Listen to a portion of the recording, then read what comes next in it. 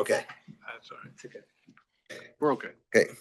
Construction is scheduled to start in April of this year, with completion expected in spring of 2027. The AC conversion in 2026 has not yet happened. That is forthcoming. In the city of Wichita, there is another 2025 project with an AC conversion scheduled for this year. Wichita Intelligent Transportation System, East 21st Street North. It led on October 17th last year. It too has not yet had its 2026 AC conversion. As the authority to award in November last year, it is expected to be completed in summer 2026. There are two projects that are scheduled to actually start this year, as opposed to having started last year and having an AC conversion this year. One in Derby is Rock Road Corridor improvements. It is expected to obligate in June, let in July, and be completed in July of next year.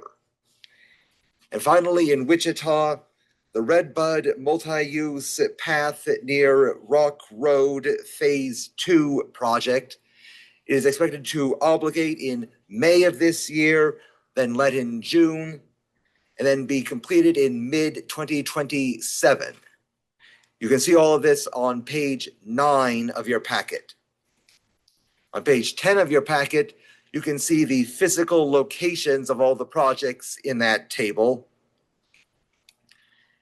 And also on page 9 is a list of all the FFY 2026 expected obligations of non-suballocated federal funding in the WAMPO tip. Any questions on that before I move on to the next item? All right then. A quick note that we do have a public comment period upcoming at the end of this week, February 27th through March 13th, for Amendment 8 to the 25 to 28 tip. Just letting you know that that is upcoming. We are currently still in the call for projects period for the new FFY 2027 to FFY 2030 tip through March 6th. Please, please, please get applications in by March 6th for this call for projects. As a reminder, this is a funding opportunity for WAMPO suballocated funds, and in March and April, the project selection committee will make recommendations. But also, the tip needs to include any other project that is federally funded or regionally significant. So please also get those in. Even if you're not submitting a project for suballocated funding, if it is federally funded or regionally significant, please make sure to get it into us so that we can get it into the tip.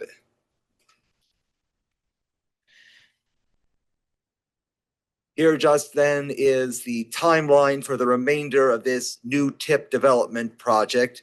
Our call for projects is open through March 6th, and PSC meetings in March and April.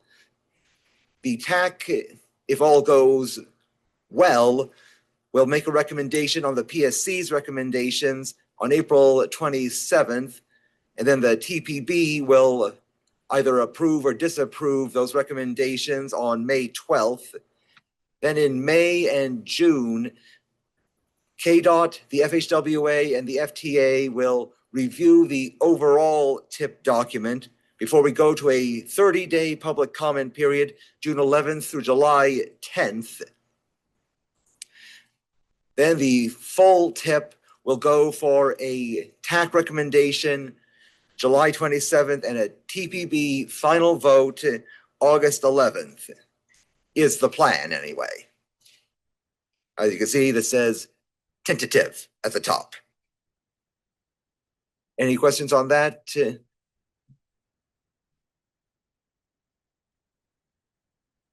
Then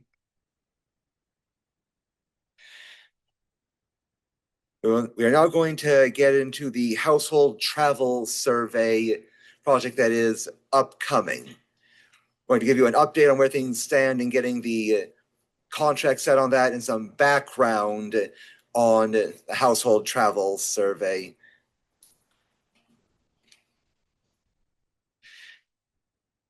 Last year, in accordance with our UPWP, WAMPO issued a request for proposals for a consultant team to conduct a household travel survey in the region.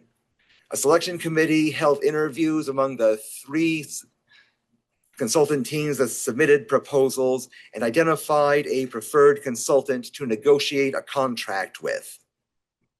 The final contract is anticipated to be about $900,000 in expenses, which would come from consolidated planning grant funds and the required local match to those funds from the WAMPO UPWP, meaning it would come from funds that can only be used for planning related activities and not for construction or capital projects.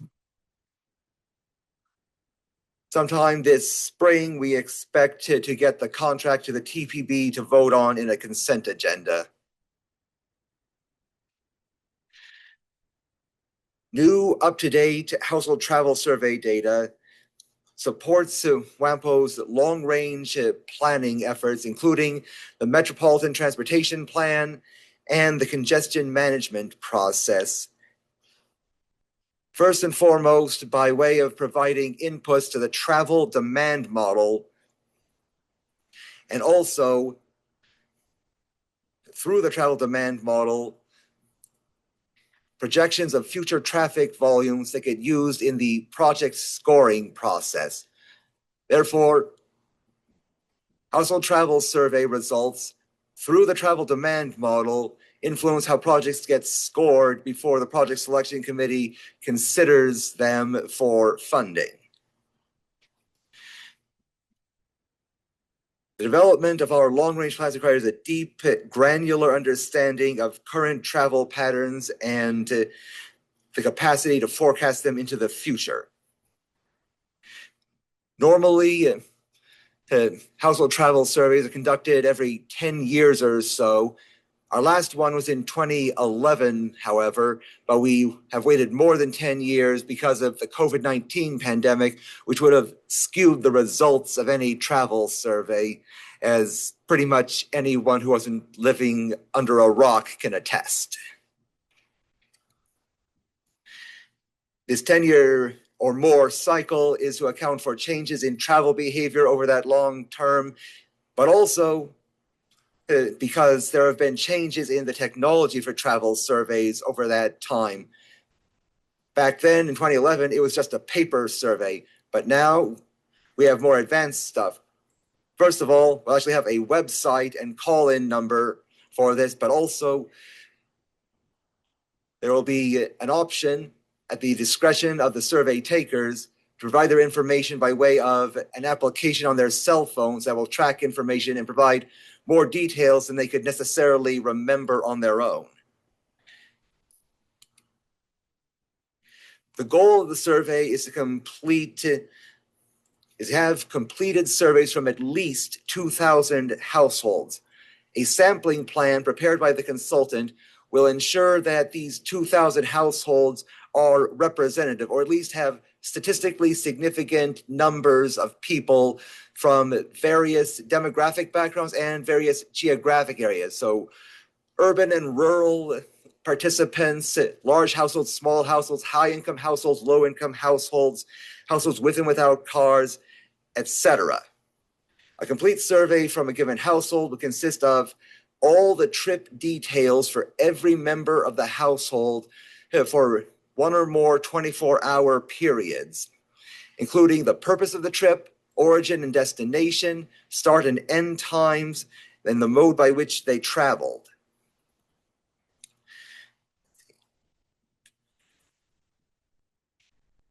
But after the results are in, then there will also be a step to weight the results to make sure that they are truly representative, so that if we get more respondents of one particular category, that they do not get overweighted. It will be made to match the actual makeup of the region.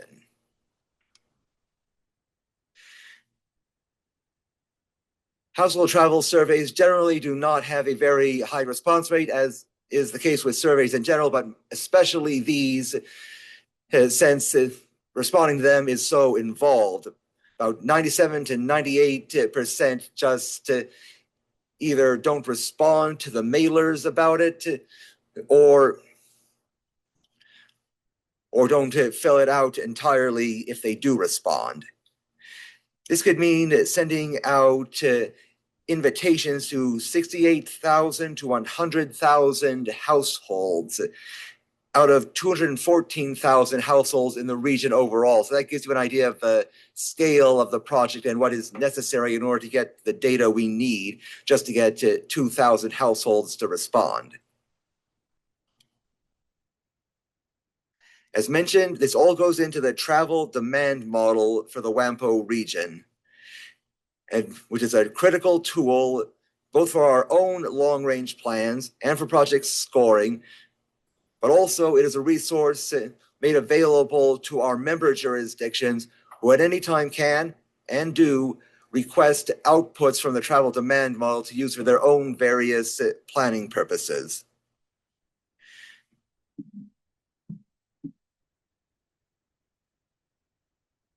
To sum up, this all supports our federally required long-range transportation planning activities. It has been more than 10 years since our last household travel survey, and this would be a good time to get in new data on that, especially for, say, changes in how people travel. For example, far more people get things delivered now than they used to, far more people work from home than they used to, and of course, demographic shifts within the region, people moving to new areas and what have you. And all this would be, we anticipated, once a contract is finally set and presented to the TPB, about $900,000 of CPG and local match, and sometime this spring it will get to the TPB. And Chad, anything to add before we go to questions? Oh, thank you, Nick. Thank you for elaborate, comprehensive explanation of this, because the cost of this project is $900,000. That's why Nick was making sure it is elaborate and more information is provided. I just want to add one more thing, how it is beneficial and how it is common to most MPOs, like Kansas City MPO, St. Louis MPO, Chicago MPO. All of MPOs need travel demand model because we use Federal Highway Administration dollars, this CPG funds. So travel demand model is required for forecasting traffic, and planning requires forecasting. So these are usual for MPOs to complete these types of tasks. And if we don't use this, we would lose that funding as well. So the reason that $900,000 is spent is we prepared for this project since 5 years. We know that this is one of the major cost and high ticketed item. So, and then how is it beneficial? I want to add one more thing besides what Nick shared. For example, the sampling data of 2,000 households would give us average trip length as an example. And that is used by Federal Highway Administration to compare like Topeka, Kansas City, and other cities in the, other cities in other states. And thank you, Mr. Chair, appreciate it.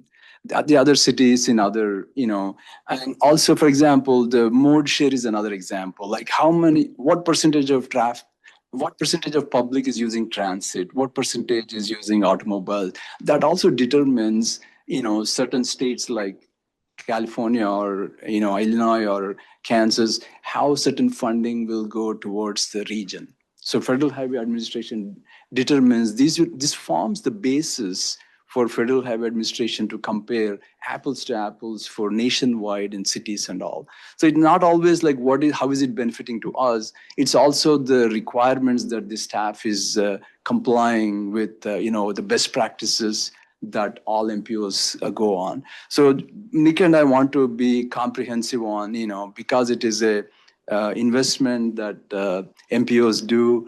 And as an example, most recently, St. Louis MPO has spent like 2.5 million. They just awarded between 2 to 3 million. They awarded a consulting firm to perform the household travel surveys as well as travel demand model update with all those statistical parameters. The model will have those parameters to tweak and update, and every 10 years, those are updated as a model development. So just want to provide, how, why this project and all details. So we'll be happy to provide any additional information. Thank you, Mr. Chair. Any questions? Okay, go ahead. You kind of touched on it there with St. Louis. This is one piece that feeds that travel demand model. Is there a plan to update the travel demand model, or will we just be, is there going to be another project, or is this just something that our on-call consultant for travel demand model will incorporate, or will staff do that, or is there another project coming that will update the travel demand model after the travel survey is done? Thank you. Thank you. Thank you, Dan. And we just recently completed the travel demand model update. This survey is on its own. And then that next task of updating travel demand model has its own cycle. So we just recently completed the travel demand model calibration. So this is forming, there are two different cycles. The travel demand model project has its own cycle of 5 years. And then this household travel service has its own cycle of every 10 years. So right after this, we would again work on, identifying the funding so that that is completed again. Again, the robust traffic count data is collected to calibrate the model. But then the parameters that are obtained from household travel surveys would be tested as part of this project as well. So thank you.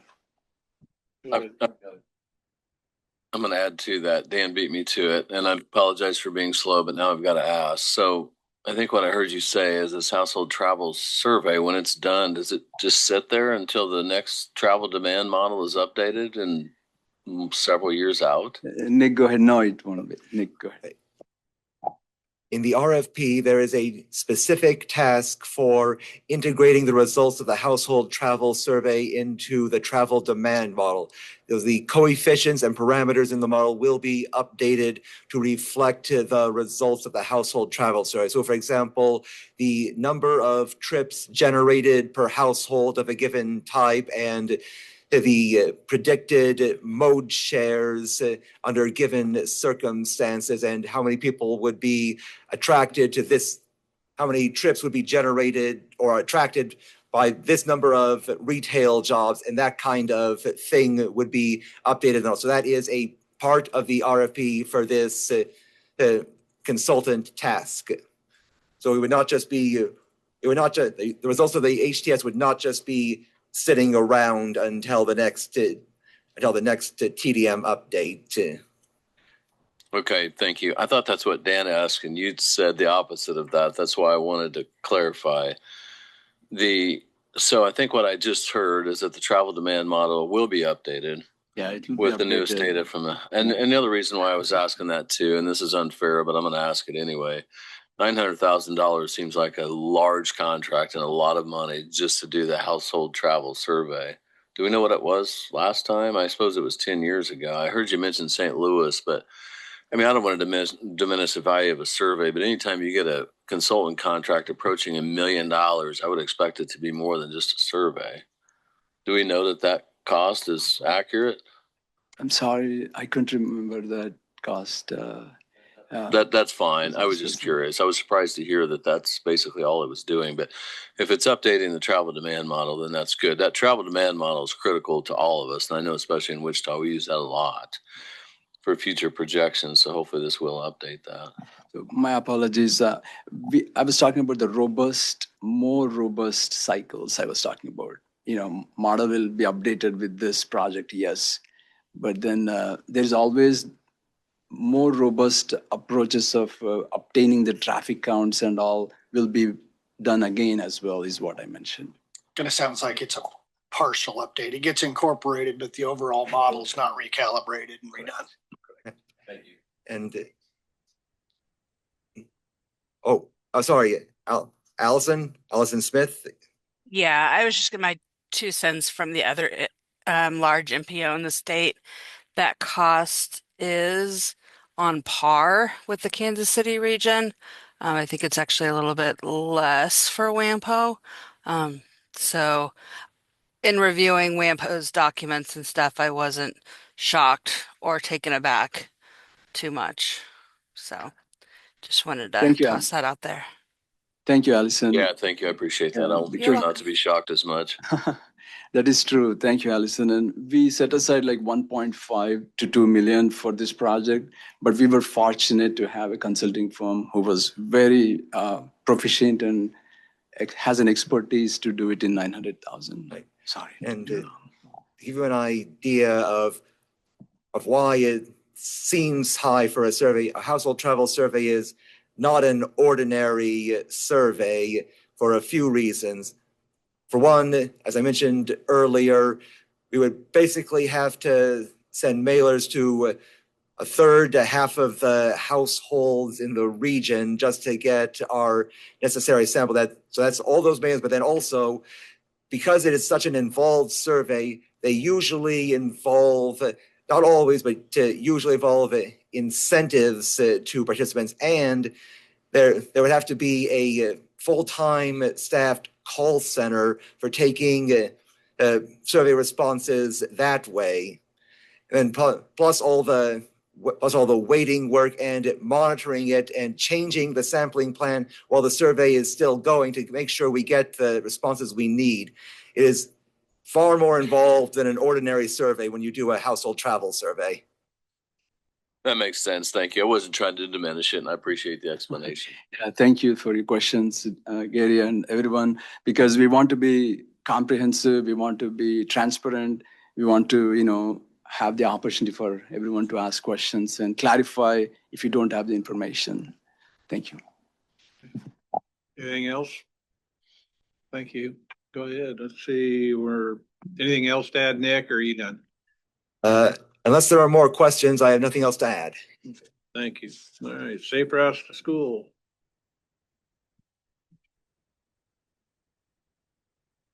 Good morning, TAC members and partners. I'm excited to give you an update.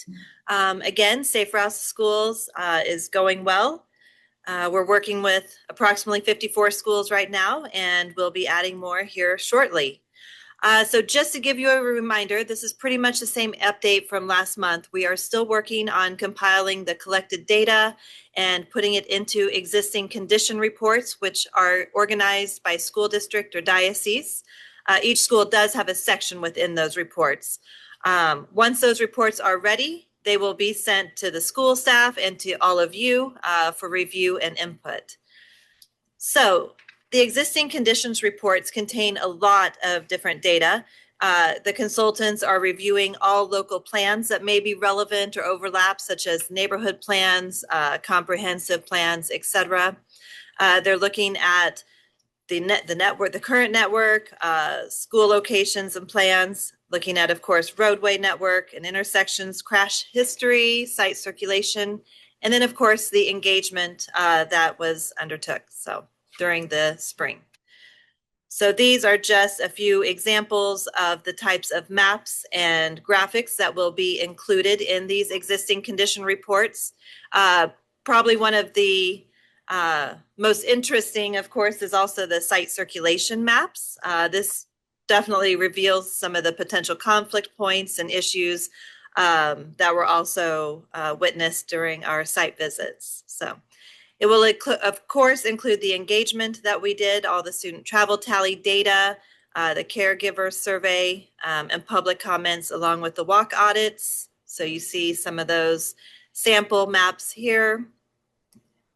And then finally, just to mention the recommendations, that will be the next step. But most of the recommendations will still be high level.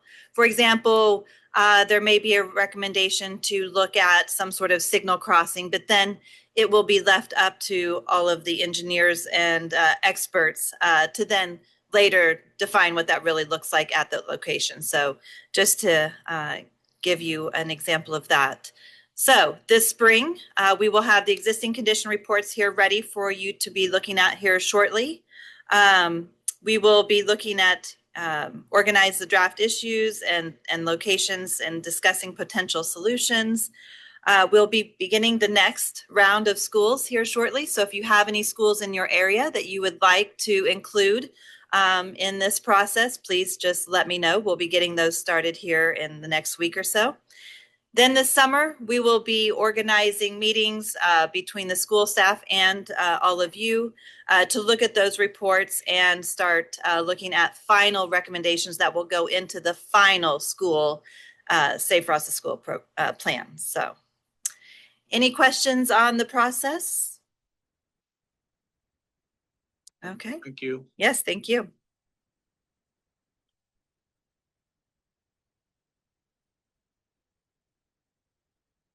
Good morning. I just wanted to give a quick update as part of WAMPO's ongoing mission to provide information and inform our stakeholders. We do monitor the government-provided transit service ridership in the WAMPO region. So we thought we would provide an update on 2025 ridership numbers. So I'll just go through those briefly. These are available in your packet, and we do include in our end of agenda materials that ridership as well for the past 5 or so years. So you can kind of see that over time. In 2025 for Wichita Transit, they had 1,103,447 rides. That includes both their fixed route and their paratransit. Derby Dash had 7,589 rides. Hayesville Hustle had 3,421 rides. Sedgwick County Transportation had 5,108 rides. And then Butler County Transit, which includes the ridership for all of Butler County, not just the portion within the WAMPO region, they had 16,159 rides. Does anyone have any questions? Thank you. Thank you, Mr. Chair. Thank you, Mr. Chair. Just a quick update on Regional Active Transportation Plan. We have issued an RFP to select a consulting firm based on the recommendation from the TPB last meeting. So at the February TPB meeting, we had a advice from our TPB members. Staff follows advice from TPB members about how we proceed and about certain projects. So this project, we are doing a selection process again. We did it in the last fall in 2025, but this time we'll be doing it again. So that's an update on that. And as we select the consulting firm and as the process moves forward, we'll keep you in the loop again. So any questions, happy to elaborate. So with that, thank you, Mr. Chair. Okay, anything else, sir? No, nothing. Okay, all right. At this time, we have an opportunity for public comment. Is there anybody either here or online that wants to address the board? Hearing none, we're going to move on to action item, project selection committee sub-allocated fund. Nick, Nick, you doing this one?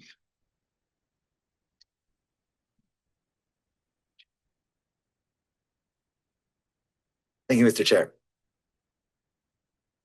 As you were told last time, but without going into particulars, the PSC met on January 22nd to consider funding recommendations for 2026 through 2028 projects for sub-allocated funding. This is because KDOT staff informed WAMPO staff during this federal fiscal year of a change in how sub-allocated federal funding is to be managed. Previously, there was a so-called limitation distribution of about 85% of the true apportionment of sub-allocated funding that MPOs had to stay within, with the idea that during August redistribution each year, those extra funds would be doled out. And this was all done for the sake of providing a cushion to prevent over programming of funds. However, now the policy is that there is no limitation distribution, and we are henceforth expected to award the full apportionment for each year, or at least to try to get the full apportionment awarded each year, which means we have more to award than we previously knew. And that does not just mean an extra 15% on 2026, 27, 28, and so on. It also means that our carryovers from the past years are more than we thought, because all those 15% from those previous years added up. So we have that to take care of as well. And KDOT has informed WAMPO that they want us to get all of our ending balances to zero by the end of federal fiscal year 2028. As you'll see in a moment, trying to get it down to zero at the end of 2026 would be a challenge. Therefore, that end of 2028 deadline works. And the reason that the PSC met early in January about this, rather than waiting until the March and April PSC meetings when they'll be meeting anyway for the new TIP, is in order to make sure that any FFY 2026 projects that could get funding, get that funding before their initial obligation this year, so that they would not lose out on it when they could have gotten it, or at least that the opportunity is not excluded from them just because the meetings were held a little later in the year. The timeline that we are looking at for this is that today you give your recommendation on whether to agree or disagree or modify the PSC's recommendations, which would go to the TPB on March 10th, and then that would all be incorporated into Amendment 8 to the 25 to 28 TIP, with a TAC recommendation March 23rd and TPB vote on April 14th is what we are looking at. As I said, there was a lot to award. Well, here it is. Through the end of FFY 2028, we're looking at $17 million to get onto projects. And that is what the PSC had to work with. Now, this is based on the assumption that the estimates that we have gotten from KDOT of our apportionments for FFY 2026 hold constant through FFY 2027 and FFY 2028. This is generally considered a reasonable conservative assumption, a flat line assumption going into the future, even though we do not know what will be in the new federal transportation legislation for 2027 and beyond, which is still working its way through Congress. The PSC's recommendations that they came up with on January 22nd is to look at the 12 projects that are currently programmed in the TIP to receive federal suballocated funding and get all of those projects up to 80% of their qualifying costs coming from federal suballocated funds if they were not already there. And that's 80% as of what their cost estimate was at the time when the PSC meeting met, meaning if there are further cost increases on those projects, then that would not be part of what is being voted on today. The PSC would have to make a new recommendation if funding were sought for funding 80% of a cost increase beyond that, just to make that clear. But as of the current programmed cost estimates on these 12 projects, they would all get up to 80% for all these 26, 27, and 28 projects, which would leave left over from that 17 million, about 1 million at the end of FFY 2028. But again, the PSC will be meeting again soon anyway in March and April when they consider the 27 through 30 tip. Therefore, there will still be opportunities to do something about that $1 million. And also, as mentioned, there's still information coming in from various sources that may change that number. It could go up, could go down. We don't know at this point. These are the PSC's recommendations, which, okay. Anyway, so any questions before I get into the action options? Staff would like to thank the Mr. Chair. Staff would like to thank Project Selection Committee PSC that Nick was alluding to. Project Selection Committee has a lot of hard work because it's difficult to see regional projects and the funding and analysis of these, and then what funding categories, what projects. So tons of hard work was there when Project Selection Committee meets. So staff is just thankful for all the hard work that Project Selection Committee did. Mr. Chair, thank you. Okay, recommended actions. All right. What? Oh. Let's see.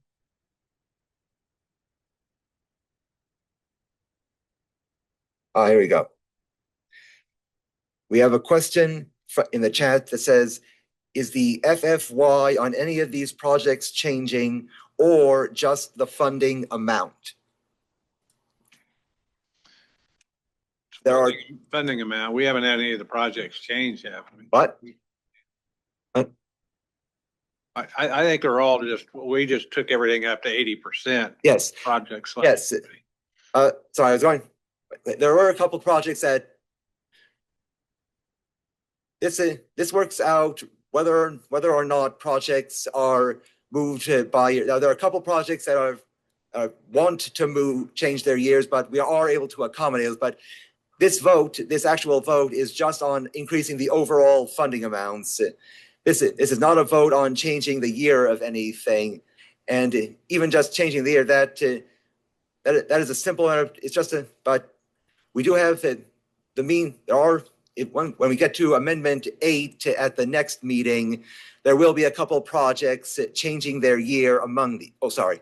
That's good. That's good. Okay. Thank you, Nick. Yeah. Can you move to the recommended action? Yes.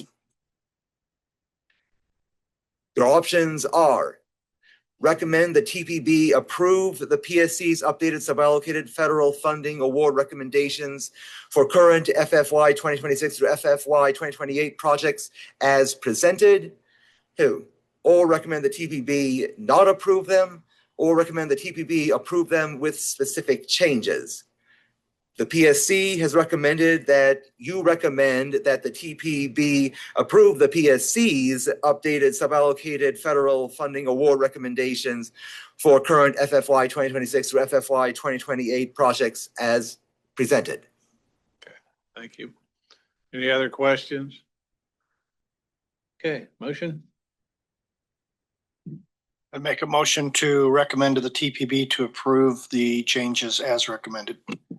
Second. Okay, we have a motion and a second to approve as presented. All those in favor say aye. Opposed, motion carries. Thank you. All right, next one, Regional Transit Coordination Committee. Kim. Thank you again. As you are aware, we completed the Regional Active Transportation Implementation Plan about a year and a half ago, and this is the next step. WAMPO staff are proposing the establishment of a Regional Transit Coordination Committee to support public transit-related planning, implementation strategies, and innovative practices. The committee would serve as a forum, basically, for WAMPO member jurisdictions, transit providers, and invited stakeholders to continue these conversations and to continue looking at the strategies that were identified in that plan.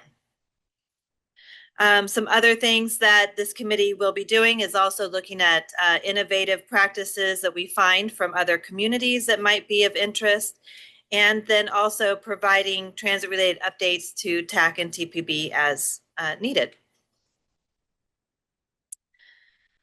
So before I go into the recommendations, are there any questions on what this committee would do or how it would work? It's pretty straightforward. Thank you. So we have three options again. Recommend the TPB approve the formation of a regional transit coordination committee as presented, not approve, or approve with specific changes. Questions? Good. Motion?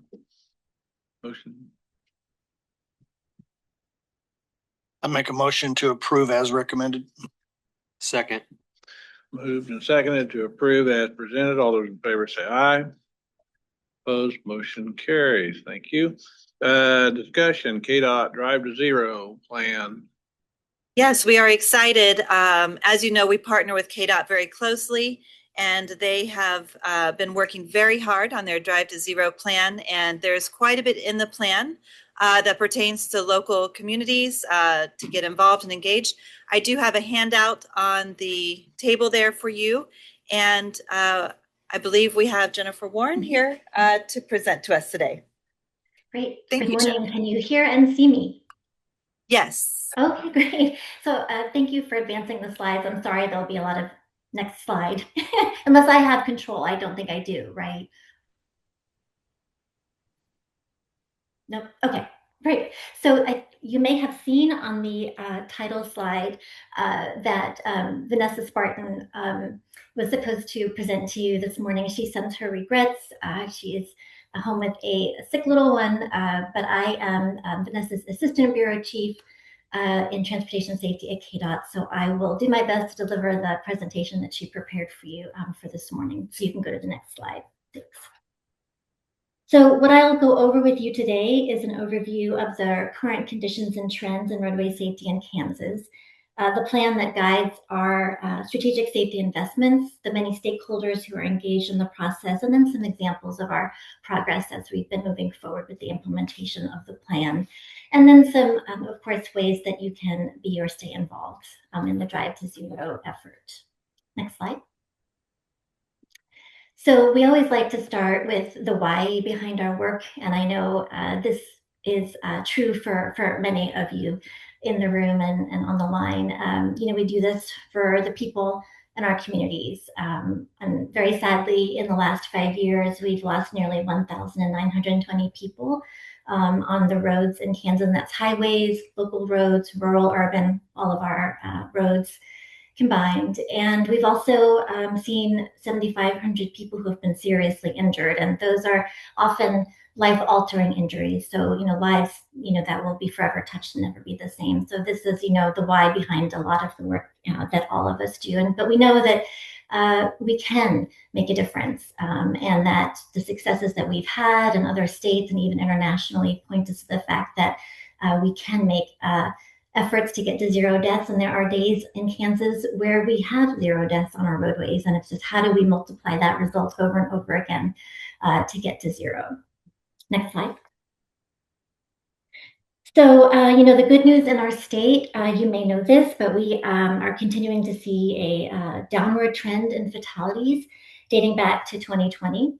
So the collective work that we are all doing is making a difference. So thank you all for your efforts in roadway safety. In 2024, we did have a record low of 339 fatalities, and this is the lowest number in Kansas records dating back to 1947, when we actually started tracking traffic fatalities. So that was a great accomplishment we had in 2024. 2025 has gone up. These are preliminary numbers, but probably close to where we will end in the final numbers. We do think this may have to do with the fact that we had some serious crashes in the first about 5 months of last year specifically. And we had 4 crashes in the first 5 months of the year that resulted in 23 fatalities. 2 were 8 fatality events. This is not common. In fact, we wanted to investigate this a bit, and we queried our crash records, and we could not find a single 8 fatality crash in the past 10 years. So that just tells you how unique and rare that kind of event is. And we had 2 types of those events in 2024. So we're hoping to see, closer to what we saw in 2024 as we embark into 2026. So of course, the mission of our Drive to Zero plan is to continue that downward trend in fatalities and also, of course, in serious injuries. And you can go to the next slide. So, the successes we're seeing in Kansas are not random. There is concerted work by KDOT and many of our partner agencies and organizations. And while the safety plan is a required federal document in Kansas, we really do go above and beyond what those federal requirements are. Specifically by reaching out across partner agencies and organizations across disciplines in Kansas, and that's so important. It's the traditional transportation, but it's also our public health, also school communities, the infrastructure side, the education side. There's just so many entities involved, so that we can collectively address road deaths in Kansas.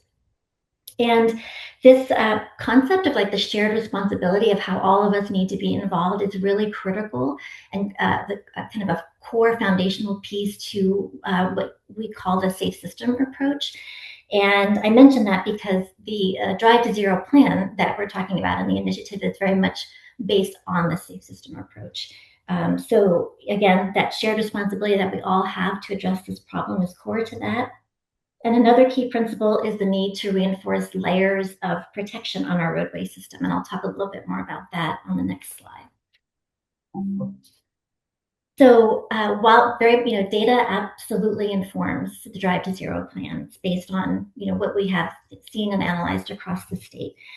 But it does, and it's also informed by communication, by collaboration, and the partnerships that we have. But no matter what the data tells us, no matter maybe how compelling it is, people are the ones who bring that plan to action, and they do it based on the values that they hold. So, this plan is, it's a piece of paper, right? But it takes all of us to put it into action. So we call this a living document because it is full of strategies and actions and partners contributing. We actually engaged nearly 300 stakeholders in the planning process for the DTZ plan. And, we continue to engage that level of partnership as we move towards and we move through implementation. We also have a concerted effort to focus on localizing the strategic plan and the initiatives in it, because cities and counties, of course, play critical roles in traffic safety. We know that so much success often happens at grassroots and community levels, so we really want a lot of activity in that space. And then go ahead and just click enter one more time, because there's a graphic that should pop up. There you go. Thank you. So as I mentioned on the previous slide, we're using the safe system approach, and the model or the graphic that you see on the screen, we call that the Swiss cheese model. Maybe you've seen it. It's been used in other areas like public health and other areas as well to kind of demonstrate the idea of building in redundancies into our system. So what you'll see here, or what the Swiss cheese model illustrates, is that all of the layers of our roadway system would have to fail for a crash to occur. So you can see, if a person doesn't make a good choice or makes a mistake, they kind of slip through that piece of the Swiss cheese. If our vehicle makes a mistake, then we slip through again. If the speed isn't controlled, then we get through another layer of that system. But then we may encounter something on the road, in the road or road design, that finally kind of helps correct the mistake. So if it's distracted, maybe we encounter a rumble strip, or something that alerts us to the fact that a poor outcome could be ahead. So again, you'd have to get through all of those layers, which is why we try to build in those redundancies and layers of protection so that people don't slip through, that result in fatalities and serious injuries. All right, so go to the next slide. So the Drive to Zero Coalition members are all traffic safety champions. At its core, the coalition understands that we are stronger and more effective when we work together than on our own. And I don't know if any of you have heard, there's an old proverb that I came across a long time ago in doing like strategic planning work. And it is, if you want to go fast, go alone. If you want to go far, go together. And I have always thought that that was a nice proverb that really captures so well the importance of collaboration, especially for long-term success. It's easy to just make decisions, individually, but we make a much better decisions when we do it collectively and together, and especially when we're getting representation from multiple perspectives and disciplines. And that's what is very unique about our plan and we're really proud of. All right, next slide. So in total, the Drive to Zero Coalition includes 25 organizations with appointed representatives from each of them. They represent local, state, federal agencies, nonprofit and advocacy organizations, the private sector. We even have representation from the Kansas House and Senate Transportation Committees. Representative Francis is also part of the coalition. Next slide. So the coalition is supported by strategy teams and support teams. So on the right, I will share that the DTZ plan, which is of course the plan that directs the coalition, is broken down by these safe system elements that you see here: safer people, safer vehicles, safer roads, safer speeds, and post-crash care. So the plan articulates the different strategies that we have under each of those safe system elements or areas.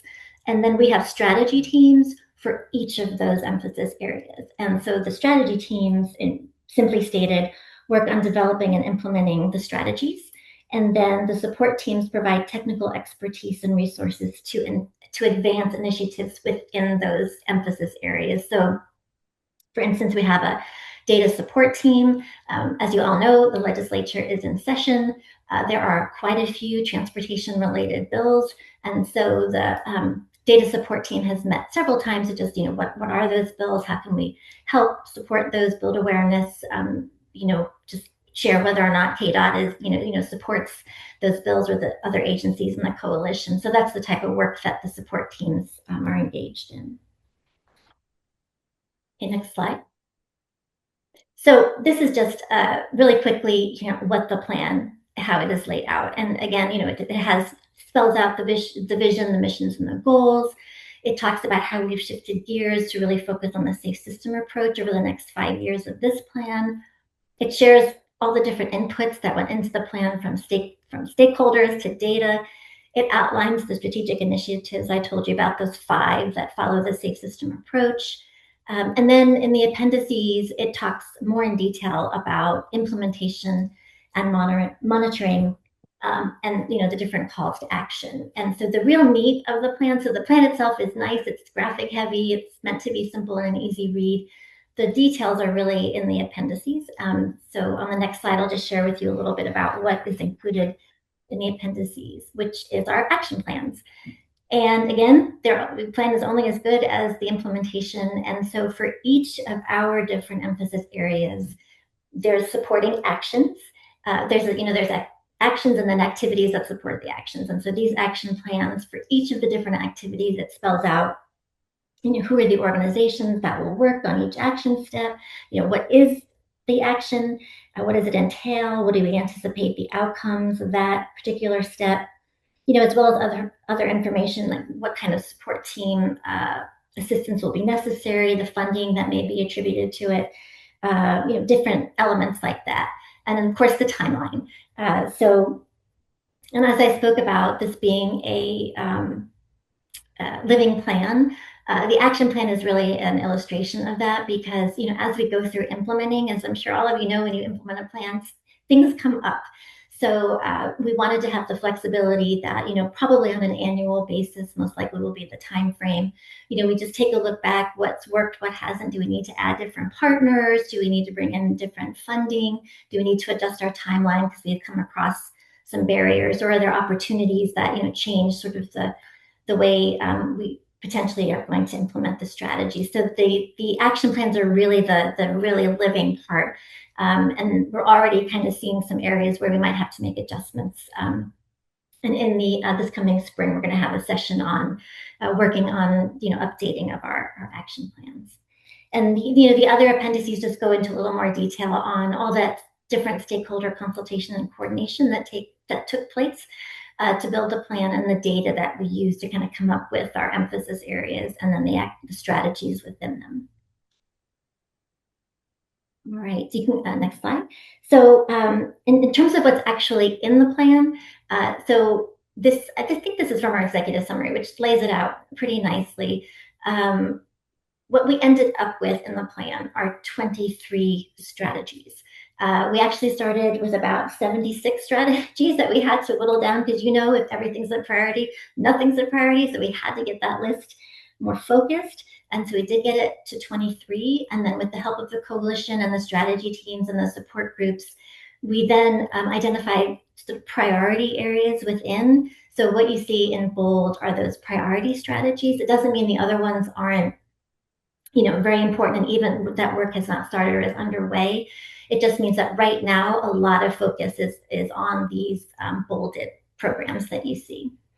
So the plan was first approved by the coalition and all these different strategies. Then it was approved by the Secretary of Transportation, and then the Federal Highway Administration finally was the final approval.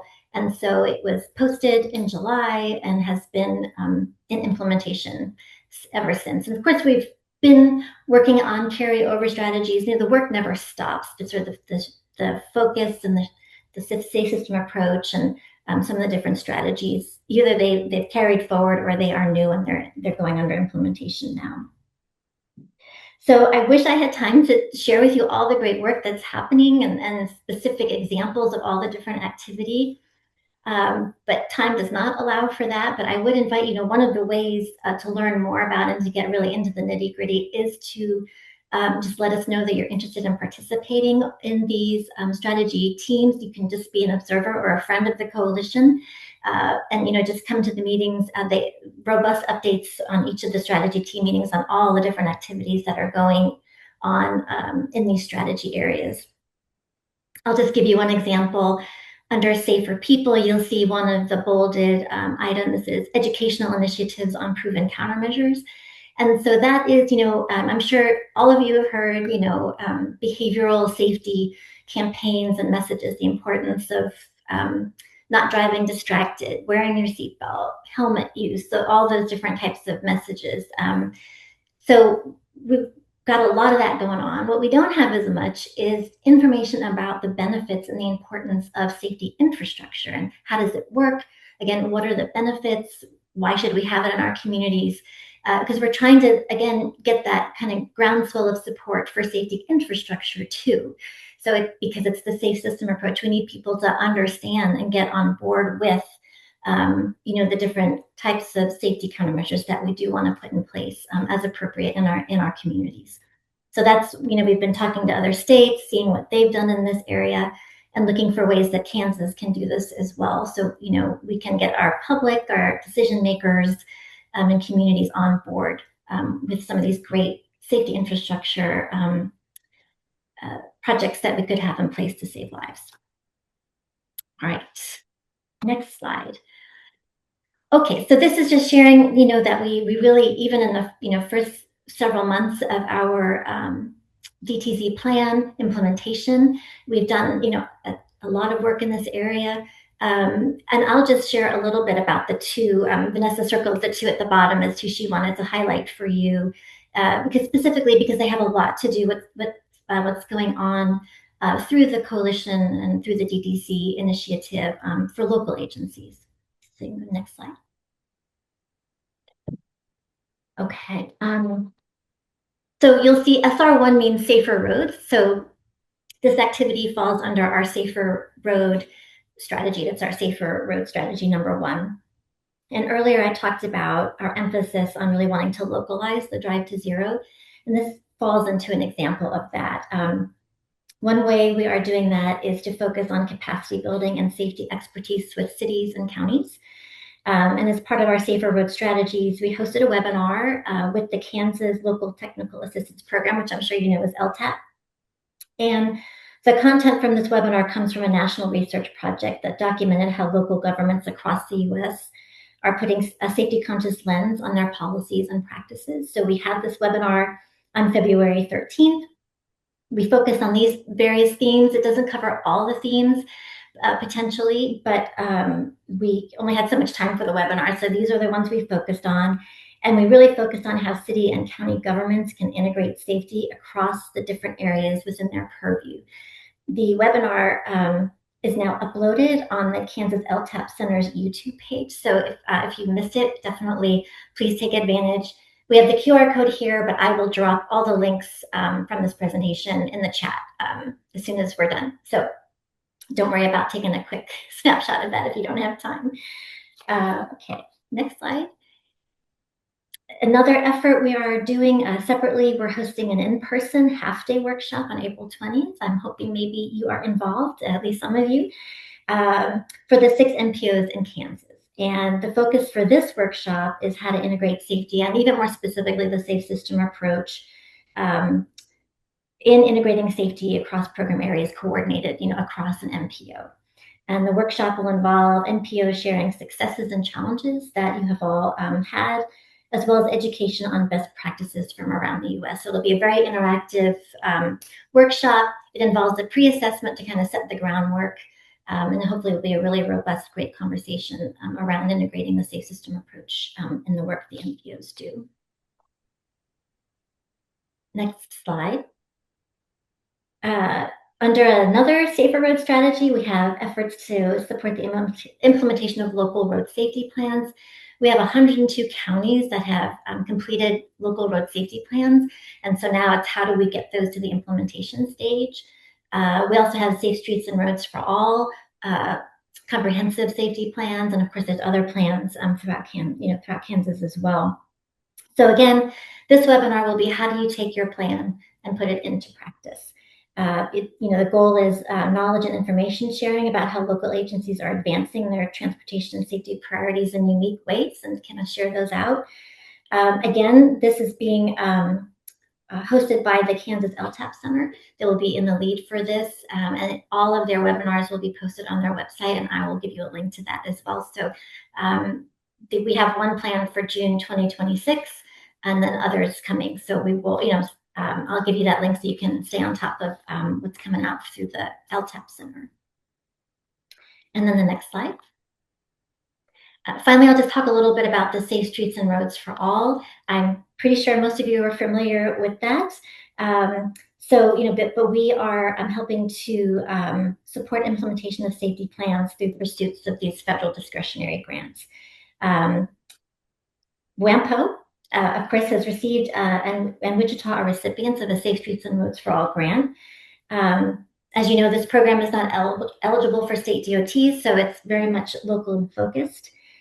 Since the launch of the Safe Streets and Roads for All program, we've had 63 recipients in Kansas, bringing in $67 million in federal funds to the state, which is just great.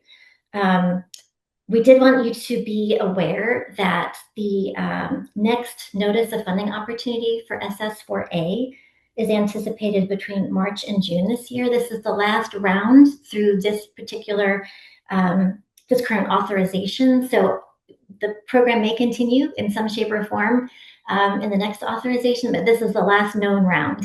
So we hope, if you're interested to take advantage of that.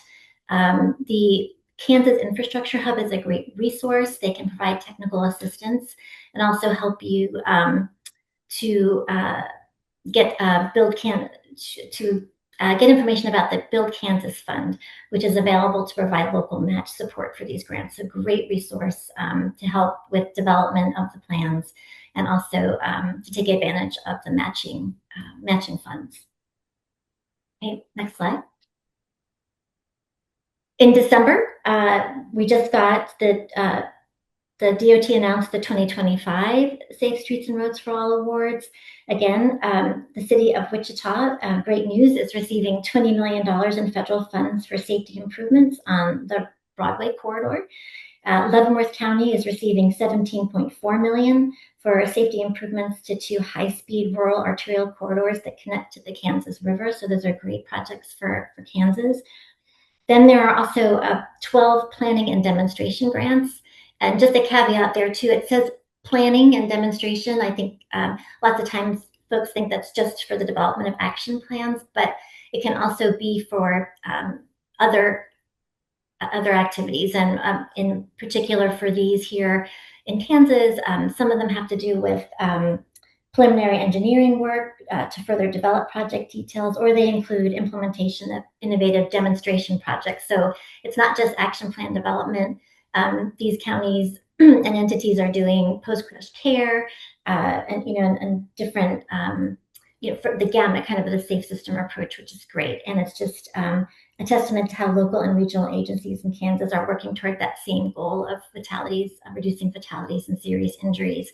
We can absolutely give you more information and detail about these grants if you're interested in learning more about what they're specifically doing. So there just wasn't time today, but please let me or Vanessa know, and we'd be happy to share that with you. All right, the next slide, just, how to be involved. You can see that there's lots of educational and information and knowledge building opportunities that are being developed or underway, and just having your participation in those is one great way. Being involved in applying for a grant, either as individual agencies or a consortium, of course, is another way. And just being a champion with those specific work that you do. With your communities, with your in your workplace, and in the programs that you lead. Just always kind of asking ourselves, how will this improve safety in my community? That can even be with family, neighbors, but of course integrated into the work that we all do. As I mentioned, to get a lot more detail on what's going on, you can attend our DTC events or meetings anytime. And you can email us at thedrivetozero@kansas.gov, and I will drop that in the chat, don't worry. And we will add you to our friends of the coalition, and then you will get all the information about upcoming meetings. You can also look at our website, and it has all the upcoming events as well. So, please, we would invite you to become a friend. And so, at your convenience, you can take advantage of coming to the meetings and learning so much more about what's happening at the local level. And just 2 more things to mention. Sorry, it's a lot of information, but we wanted to let you know about 2 upcoming events, which are on the next slide. One is our Drive to Zero Day at the Capitol. It tracks about 200 people. This is our 3rd year doing it. A great opportunity to just network with legislators and just learn more about what our partners are doing in the transportation safety space. It will be on March 11th. The backup day will be March 13th. I will put a link to the event in the chat. So if you are in the Topeka area and would enjoy a day at the Capitol, please join us there. We'll also have partners that are going to have exhibit booths and posters to share more about the great safety work that they're doing. We have the Transportation Safety Conference, which is going to be for the first time in Manhattan, Kansas this year, April 21st through 22nd. Another great opportunity to network with your peers across disciplines in roadway safety who are looking to make a difference in this space. Planners, engineers, public health, first responders, law enforcement, non-governmental organizations, or even just concerned citizens join us there every year. So please do join us to take advantage of that opportunity as well if you can. And that is the end of the presentation, the slides that Vanessa prepared for you. She did want to just end with a call to arms, just, to recognize that it takes all of us. It's a difficult, complex problem for every community. But that is why, it's a challenge that's constantly moving. So it does to all of us to get involved and to understand the issue and have that continued focus and commitment by everyone. So thank you for all of your efforts in safety and just helping us address this very challenging problem and save lives in Kansas. Thank you. Is there any question? Appreciate it. Okay. Sure thing. I'll put all those links in the chat for you guys. Okay. All right. Other business before the board? If not, we are adjourned. Thank you.